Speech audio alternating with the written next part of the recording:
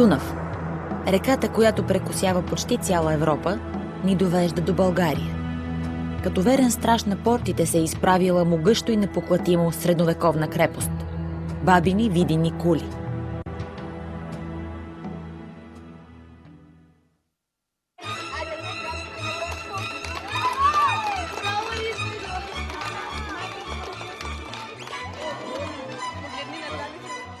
Крепостта е истинска атракция за туристите.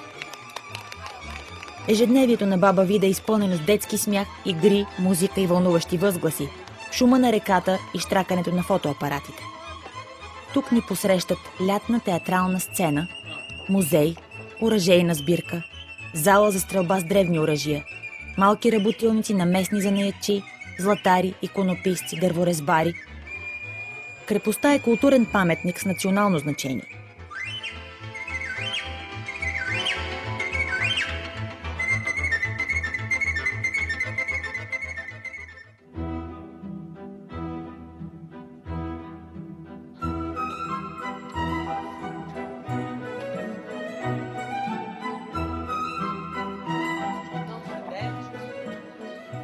Баба Вида е построена върху част от основите на римската крепост Бонония, а основната конструкция датира от времето на Второто българско царство, 12-14 век. Крепостта е била естествен декор в много български и чуждестранни филми.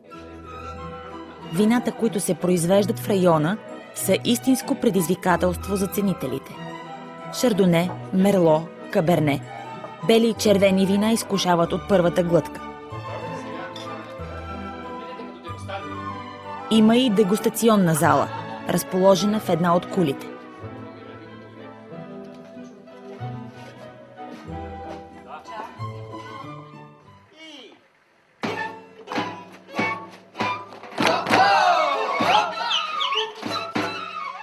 Лятната сцена е място за концерти, театрални постановки, куклени представления.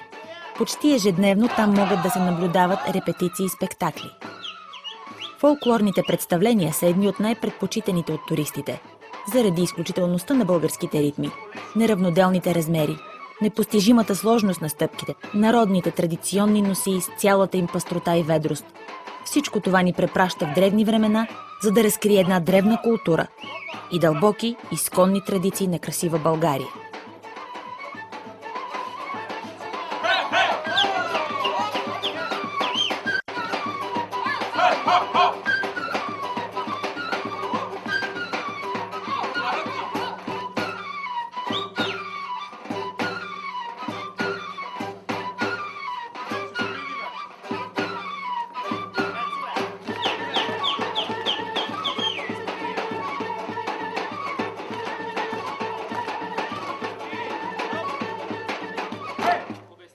Място, където спряхме. Ръце назад, ръце на кръста, направо и...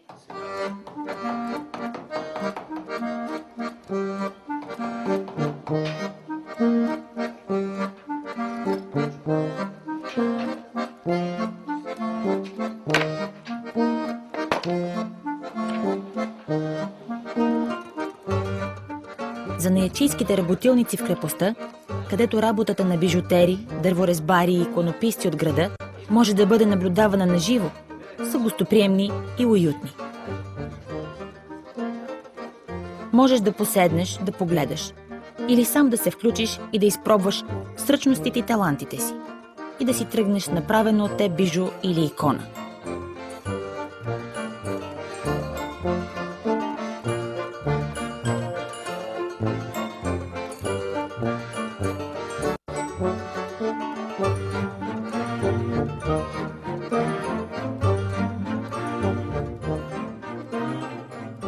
В хладните зали във вътрешния двор на замъка се помещава музейна експозиция, която представлява различните епохи от историята на замъка. До нея е изложбената зала. В нея артисти от Видин, художници и фотографи излагат творбите си.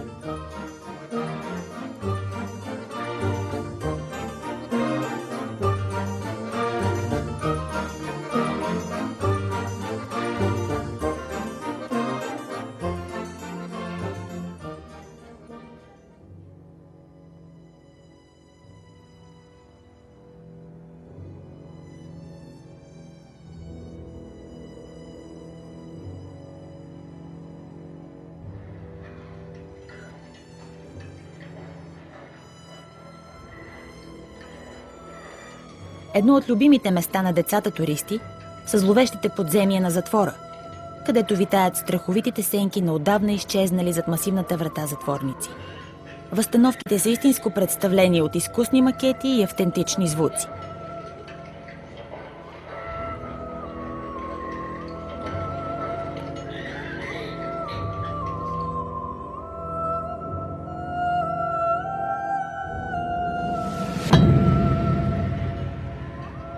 Но ако наистина искате да се почувствате като средновековен болярин или войн, може да се разходите из кулите на баба Вида с оригинален костюм или да се научите да стреляте с лък.